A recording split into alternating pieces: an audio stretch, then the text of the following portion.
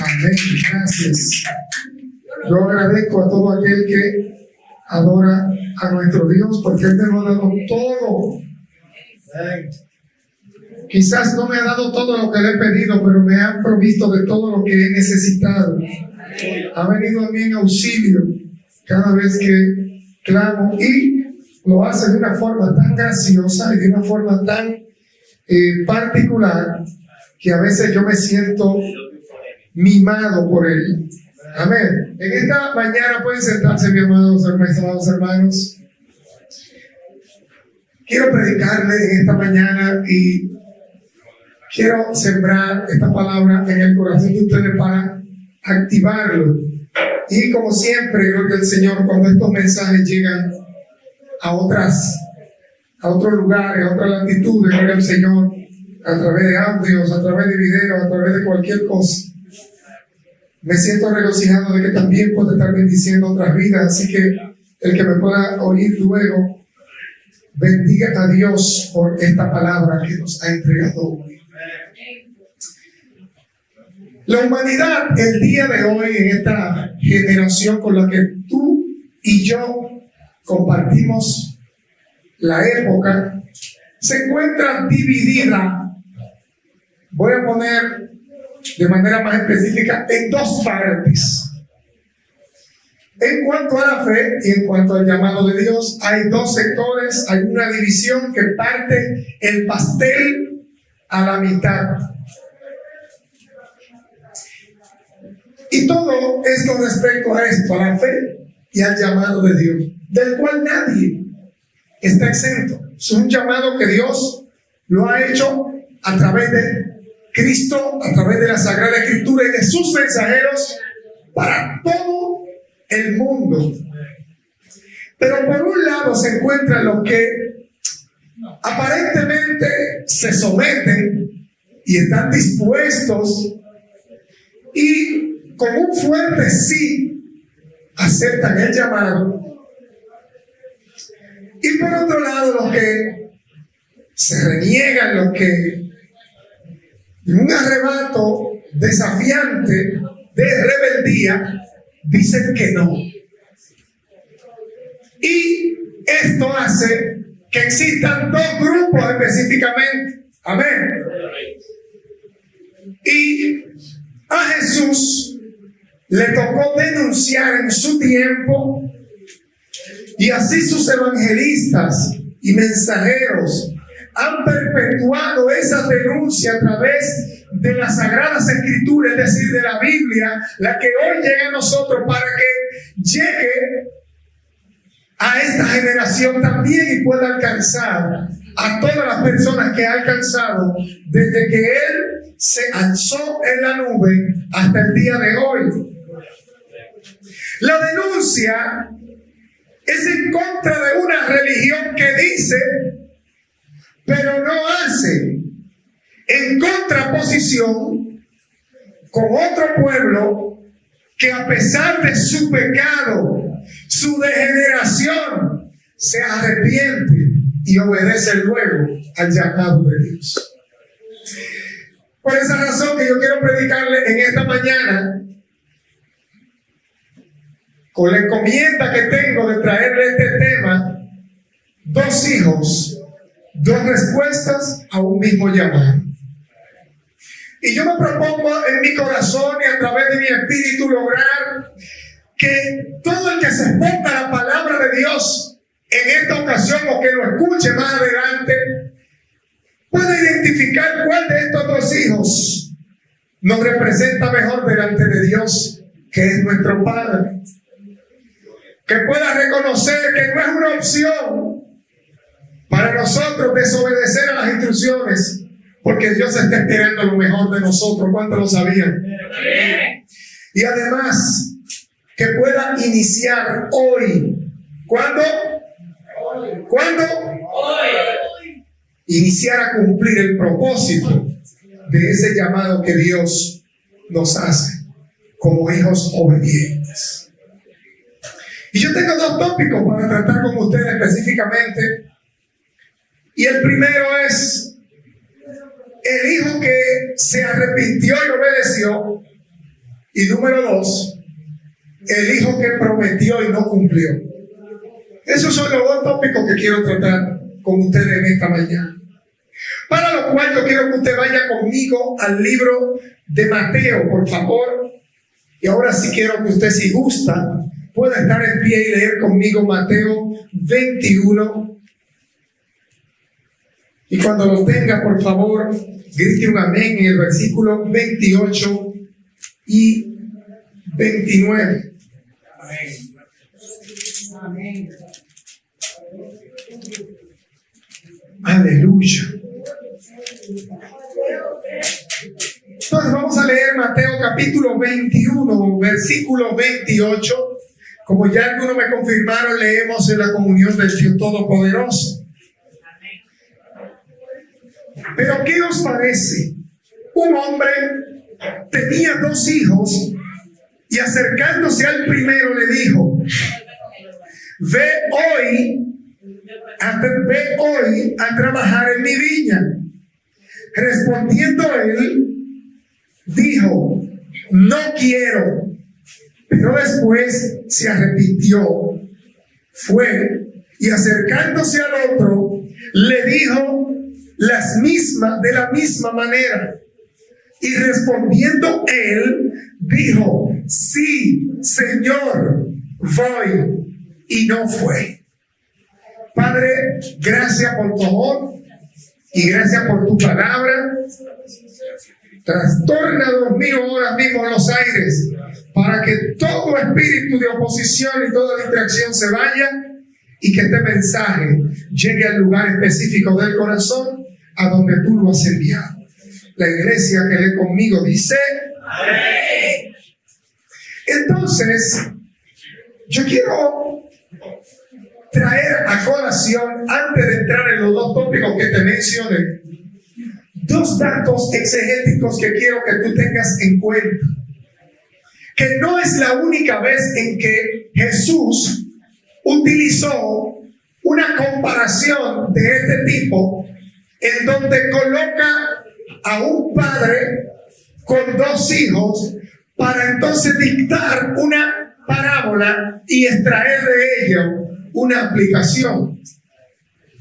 Este hombre de Mateo 21, 28 hasta el 31, que termina más o menos la narrativa, tenía una viña.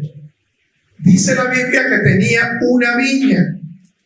Sin embargo, se nos hace semejante a lo mismo que habla el profeta Isaías en el capítulo 5, versículos del 1 al 7, el cual voy a leer para ustedes de esta manera. Ahora cantaré por mi amado, el cantar de mi amado a su viña. Tenía mi amado una viña en una ladera fértil, le había cercado y despedregado y plantado de vides escogidas. Había edificado en medio de ella una torre y hecho también en ella un lagar. Y esperaba que diese uvas y dio uvas silvestres. Ahora, pues, vecinos de Jerusalén y varones de Judá, juzgad ahora entre mí y mi viña. ¿Qué más podía hacer a mi viña que yo no haya hecho con ella? Como esperando yo que diese uvas, ha dado uvas silvestres. Os mostraré pues ahora qué haré yo a mi viña. Le quitaré su vallado y será consumida. Aportillaré su cerca y será hollada. Aquí vemos al profeta Isaías utilizando una metáfora, ya hablando el mismo Padre a través de la voz profética de Isaías, el cual lo escribió en su rollo, que hoy podemos leer, donde Dios viene trayendo ese mismo tipo de comparación desde épocas muy remotas. Estoy hablando de Isaías en el 750 antes de Cristo. Y hoy vemos la comparación de Dios con un hombre que tiene una viña. Un segundo dato que quiero traer a tu mente es el hecho de que aquel hombre, tenía 2 hijos. Según varios comentaristas bíblicos sugieren, este hombre representa exactamente a Dios y a nosotros no nos extraña. Como también pasa con la historia del hijo pródigo de Lucas capítulo 15, versículos del 11 al 32, donde también aparece un hombre con 2 hijos. Y aparece un área o un lugar donde hay una producción. Habiendo dicho lo anterior, yo quiero tocar el primer tópico que dice: el hijo que se arrepintió y obedeció. Esta narración que Cristo le hace a las personas que escuchan su enseñanza es un examen a la conciencia de los representantes de la religión. En este caso, que es el caso particular de Jesús, que narra la parábola de Mateo, es a los representantes de la religión judía. Sin embargo, hoy yo estoy refiriéndome además a los representantes de la religión, cualquiera que sean, en cualquier época posible. Aquellos delante de los cuales Jesús hablaba tuvieron el atrevimiento y la osadía de interrumpir la enseñanza que Cristo estaba dando, como es común de la religión, poner estorbo a la esencia doctrinal para implantar su dogmatismo y hacer un ruido que distraiga a la gente de la verdad y lo conduzca por nuevas alternativas que ellos promueven. El hombre que tenía 2 hijos parece representar a Dios, como Cristo lo está diciendo en su discurso metafórico, en su parábola. Como lo hace en Lucas capítulo 15, el cual voy a leer algunos versos porque quiero rescatar algunas condiciones que marca aquella parábola y quiero que usted lo haga conmigo. Me voy a ir a Lucas 15, si usted quiere puede ir conmigo al versículo 11. Allí se narra la parábola del hijo pródigo. Diga conmigo, el hijo pródigo. Para entrar en contexto en esta parábola, allí había un hijo que se conoce como pródigo y que la mayoría de la gente solamente lo llama con este título, como que él se llamaba pródigo, como que era su nombre. Sin embargo, no conectan en la esencia con este título que se le da a este joven en la parábola, porque el pródigo es una persona que practica lo que es la prodigalidad. ¿Y qué es la prodigalidad, pastor? Es una figura jurídica adjudicada del cual se culpa a alguien que, perteneciendo a una familia y teniendo derechos a los bienes de una determinada familia, igual que todos sus hermanos y parientes, hace un uso abusivo de esos bienes, por lo cual él no está robando, por lo cual él no está tomando lo ajeno, sino lo que está haciendo es poniendo en riesgo la estabilidad del patrimonio de la familia en un acto de abuso de confianza. Es decir, él no estaba robando, él no estaba quitando nada ajeno, Él estaba haciendo uso de lo que en realidad vendría a ser de él, pero que todavía estaba en posesión de toda la familia. Entonces, cuando alguien pone en riesgo los recursos comunes en la familia, pudiendo dejarla en la quiebra, eso se le llama prodigalidad. Para que usted sepa por qué se le llama hijo pródigo. ¿Alguien aprendió algo nuevo aquí hoy? Entonces, este hijo pródigo o este primer hijo representa a aquellos pecadores que no están dispuestos a cambiar. Así como pasa con el hijo o el primer hijo de la parábola de Mateo 21. Voy a leer algunos versos de Lucas 15, voy a leer desde el 11. También un hombre tenía 2 hijos. Ya vemos que por segunda vez Cristo utiliza la metáfora. Y el menor de ellos dijo: Padre, dame la parte de los bienes que me corresponde, y le repartió los bienes. No muchos días después, juntándolo todo, el hijo menor se fue lejos a una provincia apartada, y allí desperdició sus bienes y viviendo perdidamente. Este es en esencia el problema que ocurre con el hijo pródigo. Él pide: dame mi parte, sabiendo que el padre aún estaba en vida, aunque esos bienes en cierta medida eran de él. No era el tiempo de heredar, porque la herencia se cataloga como los recursos, bienes o legados testados por alguien después de su partida, para que el resto le pueda dar uso, o su ascendencia le pueda dar uso, su descendencia. Sin embargo, él estaba vivo y ya el hijo quería lo de él. Sabiendo el padre que era hijo y que a un hijo le corresponde de lo de su padre, el padre no lo rehúsa y se lo entrega. A mí me han escuchado hablar varias veces acerca del hijo pródigo y me dicen: caramba, de todos los predicadores que yo he oído, el único que sale a defender al hijo pródigo eres tú.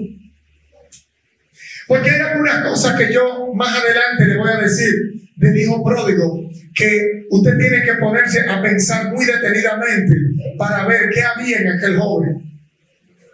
Sin embargo, por lo pronto debo decirle que este muchacho representaba a esa cantidad de personas, a aquellos pecadores que no han estado dispuestos a renunciar a su vida de pecado, a renunciar a los placeres, a renunciar a las cosas que son de este mundo y que no te van a poder permitir, que no te van a permitir ir a ese otro mundo de paz que Dios nos promete a través de la salvación por Cristo.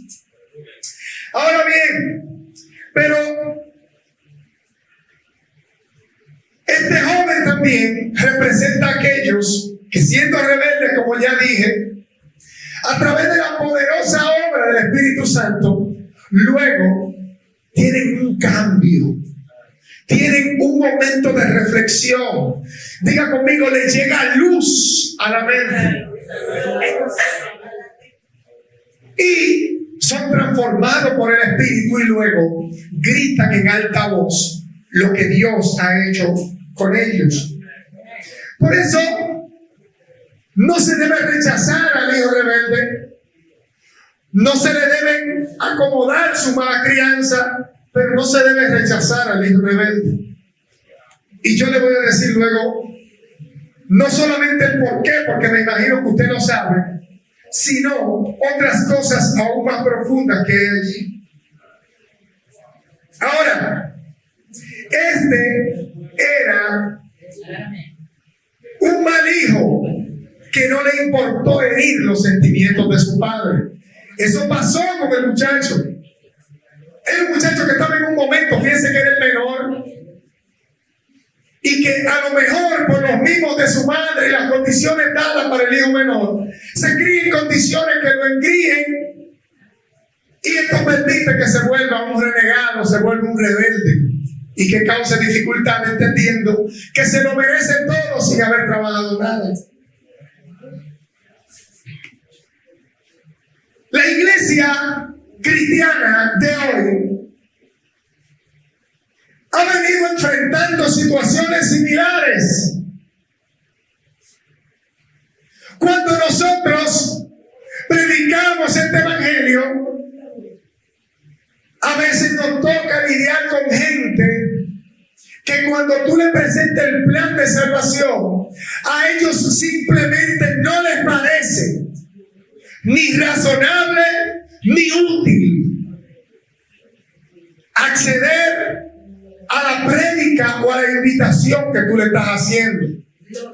Algunos pueden burlarse de ti en tu cara y otros son aún más osados y más atrevidos y se atreven a proferir no en contra tuya, sino en contra de tu Dios, que ellos están muy entretenidos, que ellos se sienten muy bien como están y que por ese Dios del que tú le hablas no van a interrumpir sus actividades.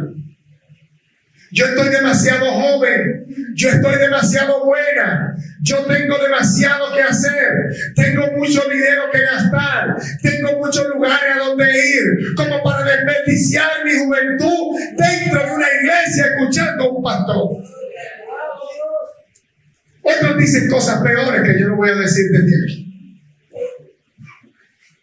Y ese tipo de hijos a quienes Dios todavía guarda, protege y sustenta, ya que la palabra de Dios establece que Él hace salir el sol sobre buenos y sobre malos.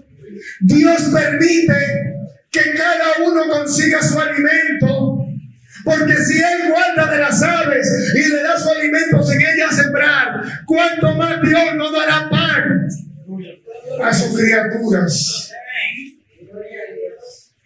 Y esa gente anda por ahí buscando o usando los recursos de la familia para desperdiciarlo en este miserable mundo.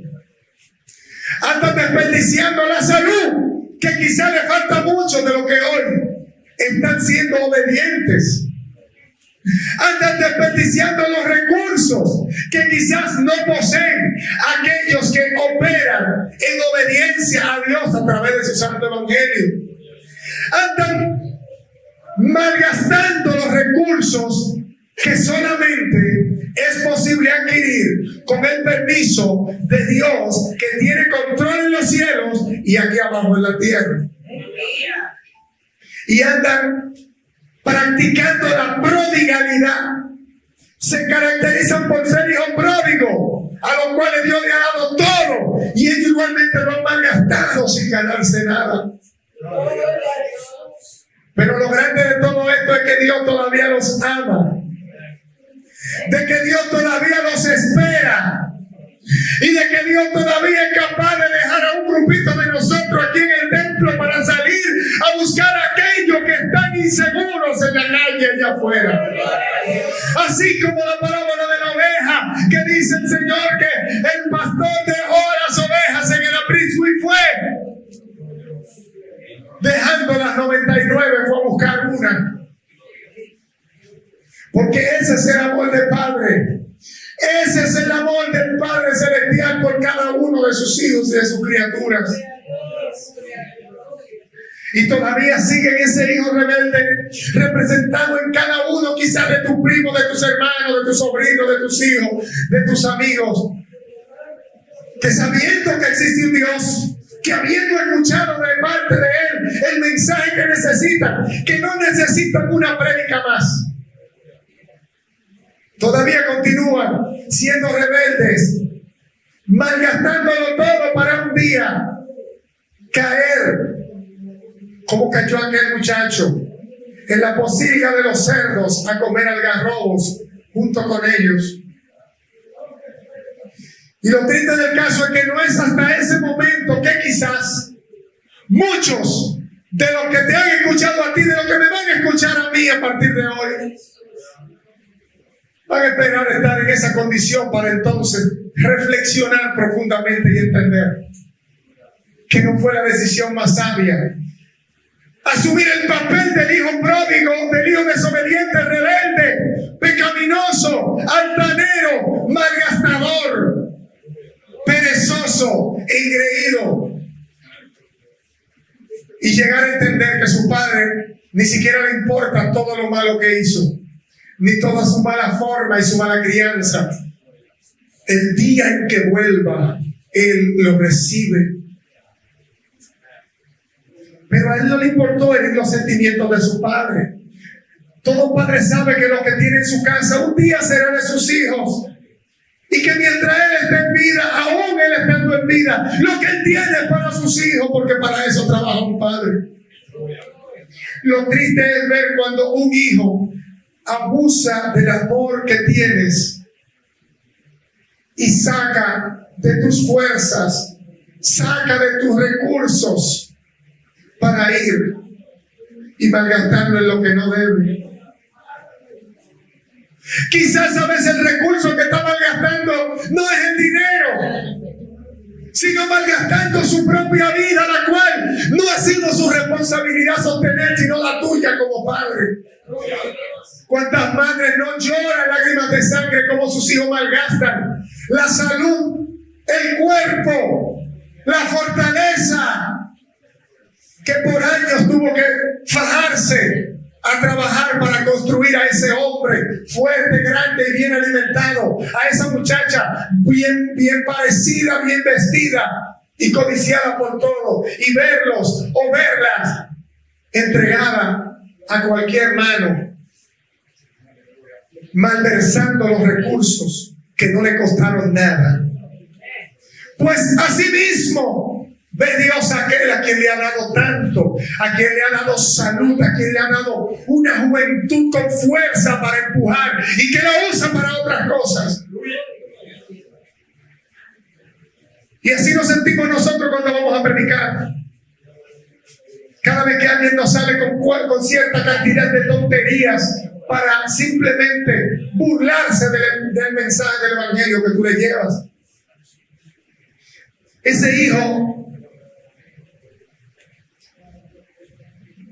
menor, presentado en ambas parábolas como primero, es un hijo que tiene la oportunidad de cambiar. Es un hijo que tiene la oportunidad de volver a los brazos del Padre.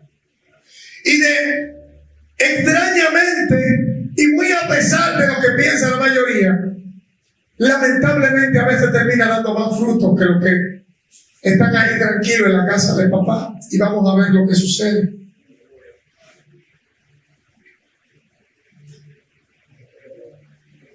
El hijo que prometió y no cumplió.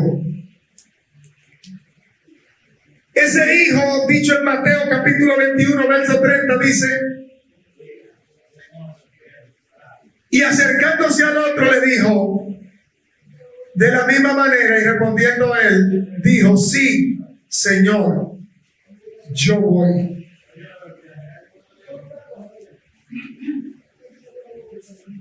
En el texto griego original dice algo muy parecido, pero hace énfasis basado en una promesa. Dice: sí, yo sí iré. Es decir, cuando yo digo sí, yo sí iré, estoy comparándome con alguien que, habiendo dicho que no, queda en una condición por debajo de la mía. Ah, él dijo que no, pero yo sí voy. Mintiendo a su padre y haciéndose pasar por alguien que él realmente no era. Este hijo demostró al padre una disposición para salir al campo a trabajar, al decir la expresión: yo sí voy, Señor.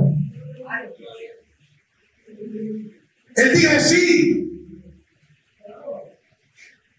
A este comportamiento es a lo que se le llama hipocresía, para que usted pueda entender la magnitud de esta conducta llamada hipocresía, que viene de una expresión griega que se llama hipocrisis, que es presumir, dársela de unas virtudes que no se tienen. Presumir de que es tan buenazo, sin embargo en su corazón sabe muy bien que es un malicioso. Esa hipocrisis, lamentablemente, ha sido la más grande crisis que ha enfrentado la religión en los últimos 2000 años. Prometer y no cumplir, diciendo sí, yo iré, para no llegar a ningún lado y para no hacer nada ni mover un dedo al respecto. Es la conducta de la religión que siempre está pretendiendo que está mejor que los demás, cuando realmente lo único que hace con su conducta es avergonzar a Dios delante del mundo, cuando el mundo está claro en lo que está y la iglesia no se decide a vivir en la santidad que prometió un día cuando aceptó al Señor. De todas las veces que le ha dicho al Señor, sí, yo iré, Señor, y tan pronto tiene una sola dificultad, echa por tierra aquella promesa, quedando como mentiroso delante del Padre, frente al cual nadie quedará como inocente siendo culpable. Porque toda palabra ociosa, toda palabra vaga será traída a juicio, a junta de toda cosa encubierta, sea buena o sea mala.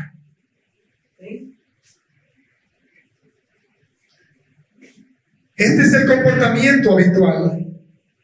Un vicio de presentar unas virtudes que no se poseen, que no se tienen. Que yo sí soy el bueno, el otro es quien está mal. Sin embargo, en la práctica, Dios comienza a depurar. Porque delante de mí, delante de los demás, cualquiera puede quedar como bueno. Pero delante de Dios hay un filtro infalible. Este segundo hijo representa a los religiosos, no solo de aquel tiempo, no solo a los escribas, a los fariseos, a los saduceos, sino también a los de hoy, que prometen 1000 cosas, pero que al fin son solo palabras. Y yo quiero irme nuevamente a la parábola del hijo pródigo, porque allí aparece un escenario muy fuerte entre estos dos hijos. Dos respuestas a un mismo llamado. El primero, o el pequeño más bien, que es el que se acerca al padre. Digo primero porque es el primero que se menciona en ambas narraciones. Se acerca a su padre y le pide todo lo que le da. Una cosa que pude ver en el muchacho, él era pródigo, es cierto, pero de algo él estaba seguro. Él estaba seguro de que era hijo. Él estaba seguro de que en casa de su padre había algo para él. Es extraño como todos los días por la mañana usted abre el estado del WhatsApp de sus amigos que son inconversos y lo primero que tienen es un verso bíblico, una oración, una palabra positiva. Sin embargo, la mayoría de los cristianos se tiran de su cama sin orar, a veces a quejarse por lo que no tienen, en lugar de estar pendiente a lo que Dios le ha dado. Es increíble como nosotros que sí decimos ser hijos y que nos portamos bien, a veces no tenemos lo que tuvo el hijo pródigo. Estaba claro de que él tenía algo en la casa de su padre y que si se tira por la mañana a clamar, Dios le va a responder. Ese hijo sabía que era hijo, que tenía padre y que en la casa de su padre había algo para él. Y por eso le dijo, dame lo que es mío. Hay cientos y cientos de gente inconversa que están seguros de que en Dios tienen respuesta, mientras hay millones de cristianos que no quieren doblar sus rodillas, decir, Padre, dame el pan nuestro de cada día hoy, porque es nuestro y tú lo dijiste. Y más nos molestamos cuando escuchamos a los inconversos poner esos versículos. Tú no más quieres las bendiciones de Dios, sí, pero él sabe que Dios bendice y tú. El que no es cristiano sabe que Dios bendice. Y tú estás claro de que Dios te bendice. Otra cosa que tuvo ese hijo pródigo es que pese a que él tomó lo que se le entregó y lo malgastó, ya en una condición deplorable, todavía conservaba su identidad de hijo.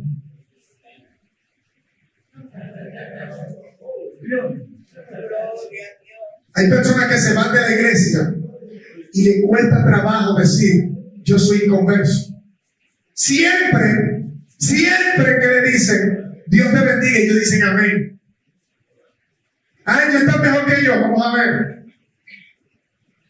El diablo ha querido hacerlo negar a Cristo y ellos dicen, yo no puedo decir que no soy de Cristo. Y ellos no vienen a la iglesia, ellos no practican disciplinas espirituales, ellos no se congregan, pero no se atreven a decir, yo no soy cristiano. Sin embargo, es vergonzoso cómo hay una gran cantidad de cristianos que se presentan en los sitios como de la secreta, como que son del servicio secreto del cielo, que nadie sabe ni en su escuela, ni en su universidad, ni en su trabajo, ni en su barrio que son cristianos, porque su conducta no le acompaña. Y niegan cada día a Cristo cada vez que se mueve un solo cabello de su cuerpo. Pero al hijo pródigo le queremos caer a palos.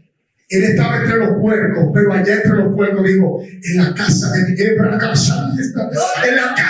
padre hay para mí todavía. Y pensó y dijo, volveré a la casa de mi padre. Gloria a Dios. Y estaba tan seguro de que era así que cuando llegó, su padre mató el mejor becerro. Porque dijo, llegó mi hijo. Porque el que no niegue su nombre delante de los hombres, él tampoco le negará delante de Dios y de sus santos ángeles. Pero ¿y qué tal de aquel que le niegue? Le dirá, apártate de mí, maldito, no te conozco. Pero yo eché tu nombre, eché demonio fuera, apártate de mí, maldito. Gente que aparentemente está perseverando, pero que son malditos por el Dios que debió haberle bendecido. Ese es el peligro de padecer o de tener el vicio de asumir virtudes que no tenemos, de creernos más puros y más santos que otros, cuando en nuestra intimidad da lloro delante de la presencia de Dios en nuestro secreto. Las cosas no son las mismas que decimos en público. Y por mucho que intentemos ocultarlo, en cualquier momento se nos sale. Y este muchacho fue y mataron el becerro gordo, pero pasó algo. Y es que en esta parábola del hijo pródigo, el que se supone se quedó en su casa, el que nunca se ha descarriado, el que nunca ha salido de la casa ni se ha alejado de papá, vivía en la casa pendiente a hacer sin estar conscientes de ser. Él, aunque era engendrado por su padre, vivía en la casa de su padre, pero vivía con un espíritu que le hacía operar como un esclavo y no como un hijo. Porque cuando el padre recibe al pródigo, que se fue, que sabía lo que tenía entre manos, él le dice, a él tú le das de todo. Al impío tú lo bendices. Al descolmado tú lo prosperas. Y a mí que soy cristiano, mira esta miseria del diablo que no me suelta. Eso hizo el que se quedó en casa. Se quedó, no porque era legal, no porque tenía identidad, no porque estaba seguro de sí mismo y de su identidad de hijo y de su protección de padre, sino se quedó allí por miedo. Se quedó allí porque él ni siquiera sabía hacia dónde quería ir. Aquel sabía que podía moverse en la presencia de su padre, entrar y salir a la presencia de su padre cuando le pareciera, pero el otro estaba petrificado por el miedo. La palabra de Dios dice, según el apóstol Juan en su carta, que el que teme no ha sido perfeccionado por el amor. El que vive por si acaso y vive con miedo todavía no ha recibido el perdón que Dios le otorgó. Todavía está aferrado a una religión hueca, vacía, en donde Dios es un verdugo que nada más castiga y no es un Dios que cuida, protege, bendice.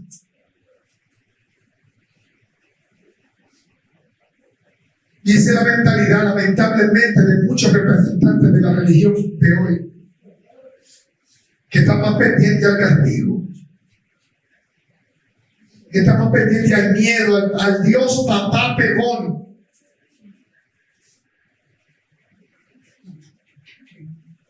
Y le reclama a papá porque papá le dio al pródigo que volvió después de gastar lo otro y él le dio más. Es más, dice la Biblia que le puso un anillo y le mandó a poner ropas nuevas e hizo un banquete.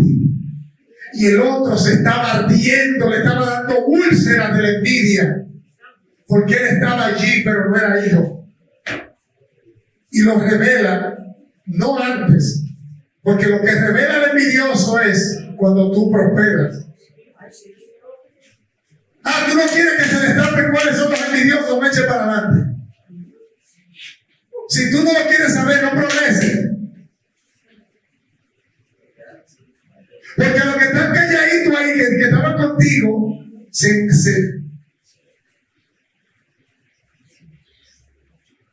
exacerban, se pone como el maní, como la cerveza.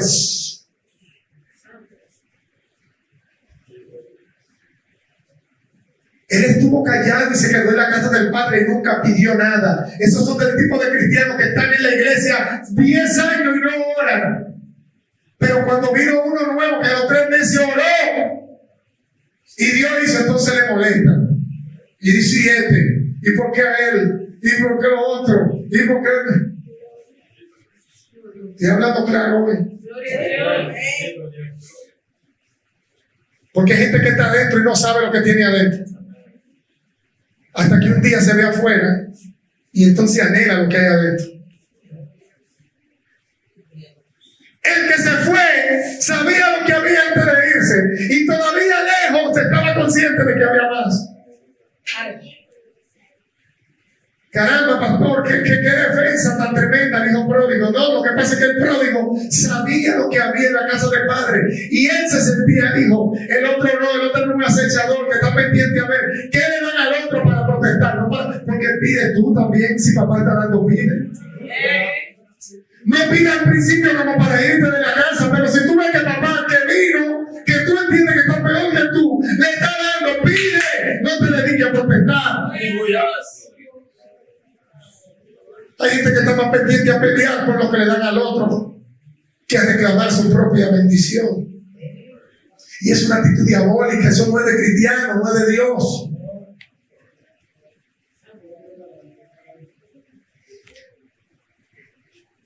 Y retomando el pasaje leído, Mateo 21, capítulo 31, aparece un dramático cierre de esta narración, donde los protagonistas de esta historia o de esta parábola más bien adquieren una identidad. Hay una pregunta con la cual yo quiero cerrar, o 3 preguntas más bien.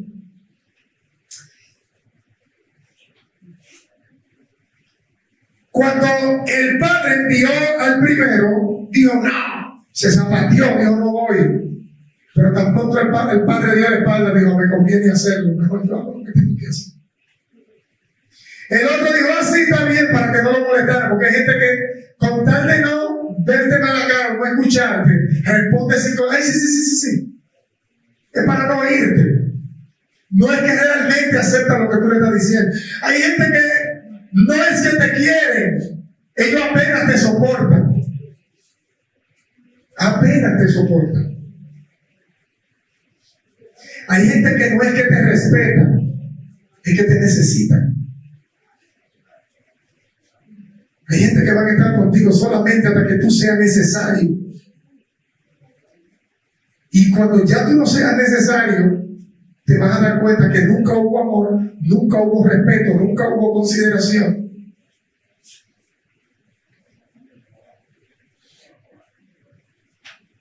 Y se marcha. Entonces, terminó el que dijo que no, el primero, haciendo la voluntad del Padre, y el otro que dijo que sí, terminó muy mal parado delante de papá. ¿Cuál de los dos hizo la voluntad de su padre? Es la pregunta que dice el pasaje. ¿Cuál de los dos hizo la voluntad de su padre? Dijeron, el primero. Jesús le dijo, de cierto os digo que los publicanos y la ramera van delante de vosotros al rey.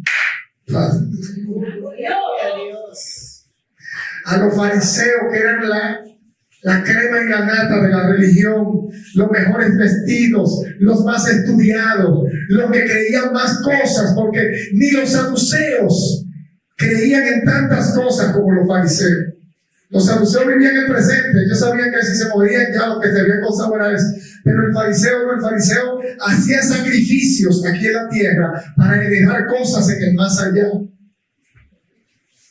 Se lavaban las manos, lavaban el plato, hacían muchísimas rituales de purificación, se vestían de una manera exagerada, ayudaban mucho, hacían muchos favores visibles, muchas ofrendas.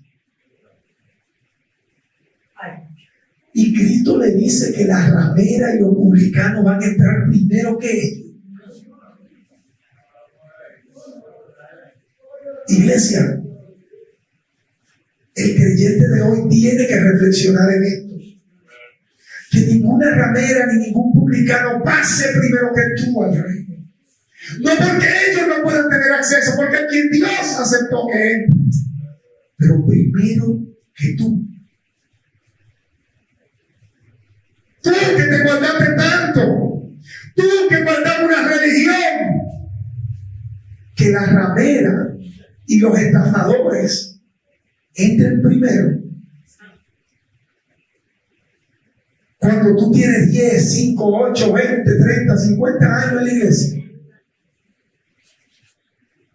y que de repente en el sermón te diga la ramera y los publicanos entrarán primero que nosotros.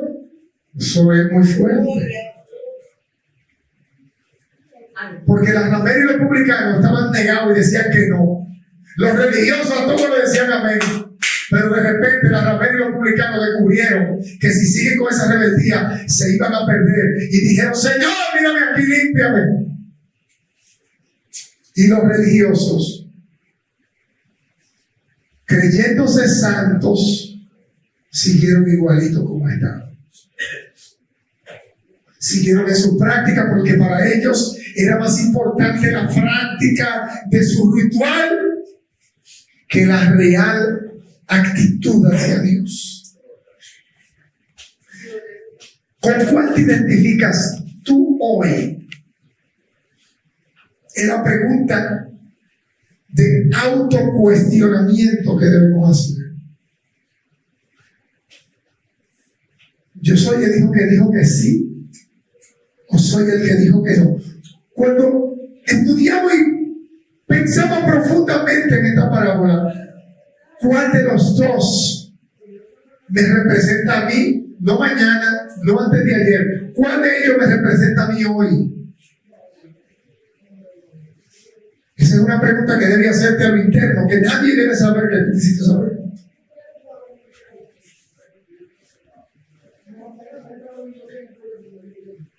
Pero la última es, ¿cuál de ellos quisieras tú llegar a ser? ¿Cuál de ellos quieres tú llegar a ser? ¿Un representante de la religión que simula virtudes que no tiene? ¿O uno que dice, como el publicano, que se golpeaba fuerte el pecho y decía, Señor, sé propicio a mí, pecador? Mientras que el religioso decía, Señor, gracias porque yo diezmo, porque yo hago y deshago.